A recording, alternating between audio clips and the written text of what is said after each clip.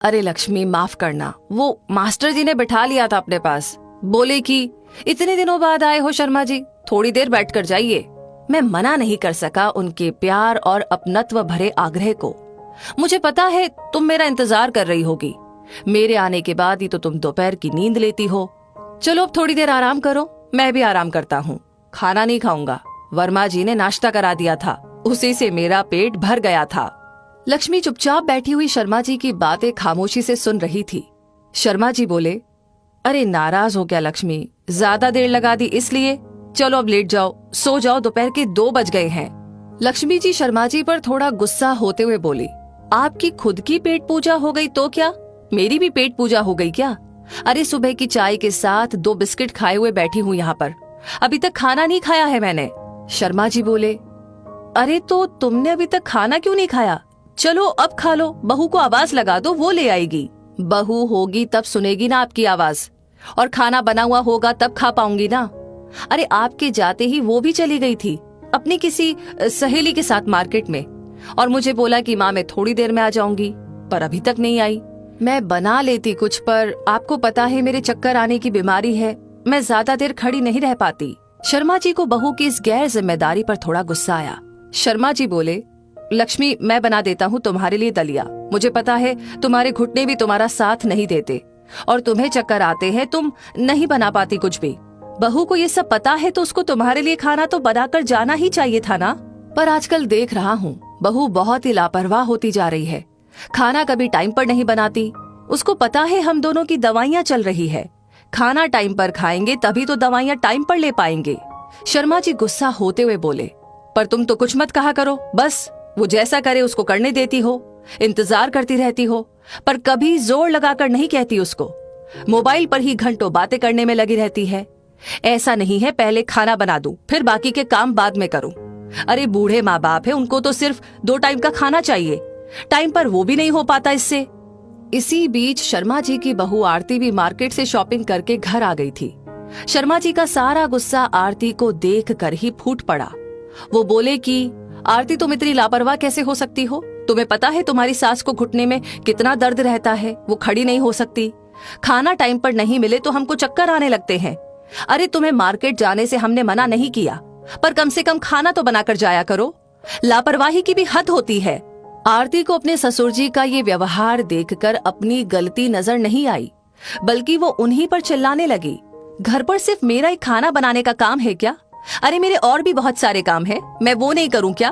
क्या हो गया अगर खाना कभी कभी लेट मिल जाता है तो कोई आफत नहीं आ जाती? आरती का ये जवाब सुनकर लक्ष्मी जी और शर्मा जी दोनों एक दूसरे को चकित होकर देखते रहे। शाम को शर्मा जी का बेटा जैसे ही घर पर आया, आरती के गुस्से का बम अपने पति पर फूटा और वो अपने पति से बोलने लगी, आपके माँ बाप ने मुझको समझ क्या रखा है? खाना बनाने वाली बाई समझ रखा है क्या? अरे कभी कभी थोड़ा ऊपर नीचे क्या हो जाता है खाना बनाने में, मुझको तो बातें सुनाने लगते हैं। मैं नहीं सुनूंगी इनकी बातें, मुझे नहीं रहना इन लोगों के साथ। अरे सारे दिन सिर्फ खाना खाना खाना, खाने के अलावा जैसे इन लोगों के पास कोई काम ही नहीं है। सुनो राघव, अब हम अलग रहेंगे, नहीं रहेंगे इनके पास। दोनों ने मेरी नाक में दम करके रख दिया है, हम अलग रहेंगे शांति से। राघव पहले से ऑफिस के किसी काम को लेकर के चिढ़ा हुआ था। उसने आरती से बोला कि चुप करो आरती, अरे मम्मी पापा की दवाइयाँ चल रही है इसलिए उनको खाना टाइम पर ही चाहिए होता है, तो तुम क्या उनके लिए टाइम पर खाना नहीं बना सकती क्या? अलग कहाँ रहोगी बताओ तो जरा। पता है मेरा बिजनेस सही नहीं चल रहा है।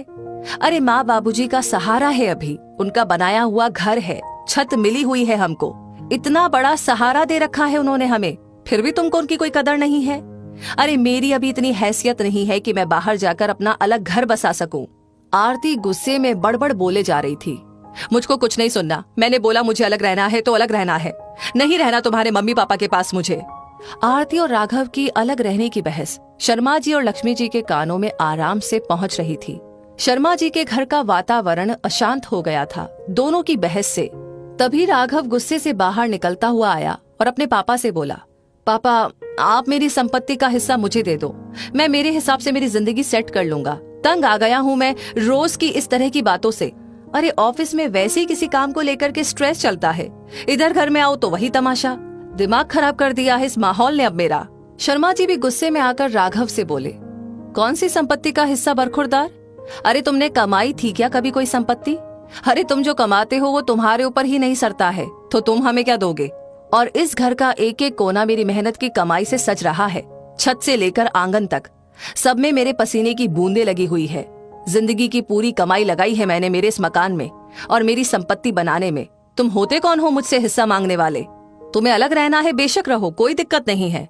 हम दोनों मियाँ बीवी अपने आप को संभाल लेंगे। अरे 2 टाइम का खाना टाइम पर देने के लिए क्या बोल दिया, इतना बड़ा बवाल कर दिया। आखिर 2 टाइम के खाने को सही टाइम पर खाने का हक नहीं है क्या हमको? तुम्हारा भी तो कुछ उत्तरदायित्व होगा हमारे लिए। अगर कोई उत्तरदायित्व नहीं है तो बेशक तुम अभी से घर से इसी वक्त चले जाओ अपनी बीवी को लेकर। राघव का गुस्सा अपने पापा की तेज आवाज सुनकर एकदम काफूर हो गया था। वो जानता था उसके पापा एकदम कड़क स्वभाव के थे। उनके फैसलों के आगे कोई कुछ बोल भी नहीं पाता था। तभी आरती बीच में बोली, पापा अगर आप हमें प्यार से हमारी संपत्ति का हिस्सा नहीं देंगे तो हम इस बात को कोर्ट में लेकर जाएंगे और हमारी संपत्ति का हिस्सा जरूर लेंगे। शर्मा जी ने भी कड़क शब्दों में कहा, जाओ, मैं तुम्हें इजाजत देता हूँ। ऊंचे से ऊंचे कोर्ट में जाओ और मेरी संपत्ति को हाथ लगाकर तो दिखाओ। एक फूटी कौड़ी नहीं दूंगा तुम लोगों को। मेरी मेहनत की संपत्ति है, मेरी इच्छा, मैं किसी को दूं या नहीं। आरती के सारे दांव पेच खारिज हो रहे थे। वो जानती थी राघव के पास कुछ भी नहीं है अपना कुछ अलग करने के लिए।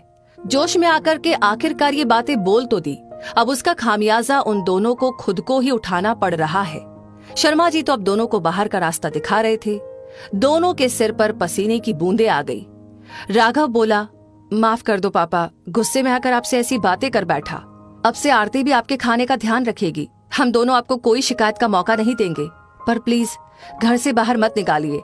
आखिर हम ही तो आपके बेटे बहू हैं, हम ही तो आपके काम आएंगे, और कौन आएगा पापा? शर्मा जी ये बात सुनकर के मुस्कुरा दिए और बोले, वाह बरखुरदार, जब दाल नहीं गली तो इस वाणी बोलने लग गए तुम। अरे तुम लोगों का क्या भरोसा, एक पल में कैसे हो जाओ और दूसरे पल में कैसे हो जाओ। हमारा 2 वक्त का खाना हमें मान सम्मान के साथ चाहिए। बहू हमारे ऊपर एहसान नहीं करती हमें 2 टाइम का खाना देकर। एहसान तो हम कर रहे हैं तुम लोगों को हमारी मेहनत की कमाई से बने हुए घर में रहने की इजाजत देकर, तुम्हारे ऐसे रूखे व्यवहार को देखते हुए भी। अरे तुम्हारी माँ को दवाई लेनी होती है, उसको टाइम पर ही खाना चाहिए, मतलब खाना चाहिए। इसके लिए आज से तुम लोग कोई लापरवाही ना करो। इसके लिए मैं एक शर्त पर तुमको मेरे इस घर में रहने की इजाजत दूंगा। राघव और सीमा दोनों हैरत से एक दूसरे को देखते हुए पापा से बोले, कैसी शर्त पापा? शर्मा जी बोले, तुम दोनों किराएदार की हैसियत से मेरे इस घर में रहोगे और किराए की जगह हम दोनों को टाइम से खाना देना तुम्हारा किराया माना जाएगा। बिना किसी बड़बड़ और बिना किसी शिकायत के सम्मान के साथ खाना मिलेगा, तभी मैं तुमको किराए पर रहने दूंगा। अगर तुम लोगों ने फिर से ऐसा ही व्यवहार दिखाया तो मैं तुमसे उसी वक्त अपना घर खाली करा लूंगा और तुम लोग दूसरी जगह जा सकते हो। बोलो बेटा, मंजूर है क्या 2 वक्त के खाने का किराएनामा, राजीनामा? राघव और सीमा के पास कोई चारा नहीं था शर्मा जी की इस बात को मानने के अलावा। दोनों की बड़ी बड़ी बातें हवा हो चुकी थी। दोनों ने प्यार से इस किराएनामे के राजीनामे के लिए हाँ कर दी। राघव अपने कमरे में ऑफिस का काम करने के लिए चला गया और आरती लक्ष्मी जी के पास आकर बड़े प्यार से बोली, आज शाम के खाने में क्या बनाऊं आपके लिए? अभी बता दीजिए, अभी से तैयारी कर देती हूँ ताकि टाइम पर खाना बन जाए। शर्मा जी ने लक्ष्मी जी का हाथ पकड़ा और कहा, मेरी प्यारी लक्ष्मी, कभी कभी सीधी उंगली से घी नहीं निकलता, कभी कभी उंगली टेढ़ी करनी पड़ती है। तुम तो हो सीधी सादी, ऐसे लोगों को ऐसे ही लाइन पर लाया जाता है। अब बहू से रोज रोज तुम्हें कहना नहीं पड़ेगा कि बहू खाने का टाइम हो गया, खाना बना दो। वो खुद तुम्हारे लिए बिना पूछे खाना लेकर आएगी और वो भी सही टाइम पर। लक्ष्मी जी ने शर्मा जी को शर्माते हुए कहा, मान गए मास्टर जी आपको। आखिर आपकी मास्टरगिरी रिटायर होने के बाद भी नहीं गई। दोनों के चेहरे पर एक मुस्कुराहट सी आ गई थी। तो मास्टर जी का फैसला सही था ना? इस बारे में बताइएगा जरूर। और हाँ दोस्तों, इस वीडियो से आपको क्या सीख मिलती है, कमेंट बॉक्स में अपनी राय हमें जरूर दे। इस वीडियो को ज्यादा से ज्यादा शेयर करें। आपका हर एक लाइक, हर एक शेयर, हर एक कमेंट हमें मोटिवेट करता है ऐसी ही कहानियां आप तक पहुंचाने के लिए। साथ ही हमारी हर वीडियो को सबसे पहले पाने के लिए हमारे पेज को फॉलो करना ना भूलें। धन्यवाद।